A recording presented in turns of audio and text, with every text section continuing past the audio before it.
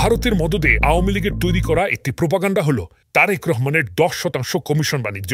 আওয়ামী লীগের ফাঁদে পা দিয়ে যারা 10% মিম ছড়াচ্ছে তারা দেশের স্থিতিশীলতাই কেবল নষ্ট করছে। আওয়ামী মিথ্যা প্রচারের অনুকরণ না করে যেসব বিষয়ে 10%-এরও বেশি ক্রেডিট আপনি তারেক রহমানকে দিতে পারেন, চলুন সেসব জেনে নিন। তারেক রহমান গত 1.5 দশকেরও বেশি সময় ধরে গণতন্ত্রের আন্দোলনকে নেতৃত্ব দিয়েছেন, যার ধারাবাহিকতায় ফ্যাসিস্ট হাসিনার পতন ঘটেছে। এর ক্রেডিট 10% কেন, আরও অনেক বেশি তারেক রহমানের প্রাপ্য। আওয়ামী লীগের মিথ্যা দুর্নীতির অভিযোগ, গ্রেনেড হামলা ও সন্ত্রাসবাদে জড়িত থাকার বানোয়াট অভিযোগের বিপরীতে হাসিনার পতনের পরও প্রতিশোধ নয়, বরং দেশ পুনর্গঠনের আহ্বান জানান তারেক রহমান। এর জন্য কত % ক্রেডিট দেবেন তারেক রহমানকে? নীরবে মানবতার সেবা করে আসছেন তারেক রহমান।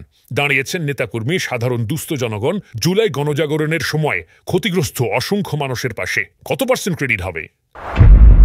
হাসিনা পতনের পর বাংলাদেশের স্থিতিশীলতা ও আইন শৃঙ্খলা বজায় রাখা ও রাজনৈতিকভাবে সঠিক সিদ্ধান্ত নেবার জন্য কত % কৃতিত্বের ভাগিদার তারেক রহমান?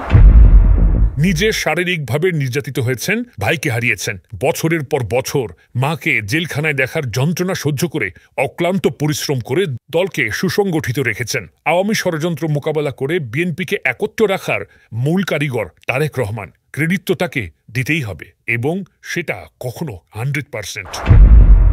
সরকারের কারো সমালোচনা করলে হাসিনার আমলে জেলে যেতে হতো। তার বিপরীতে আমরা দেখেছি নিজের বিরুদ্ধে আঁকা কার্টুনের প্রশংসা করেছেন তারেক রহমান। বাক স্বাধীনতাকে সম্মান জানানোর জন্য কত % ক্রেডিট পাবেন বিএনপির ভারপ্রাপ্ত চেয়ারম্যান? তারেক রহমানের বিরুদ্ধে যখন সব মিথ্যা মামলা প্রত্যাহার হচ্ছে, তখন আওয়ামী লীগের অনুকরণে মিথ্যা দুর্নীতির 10% অভিযোগ যারা তুলছেন, তারা আসলে কার রাজনৈতিক স্বার্থ হাসিল করছেন?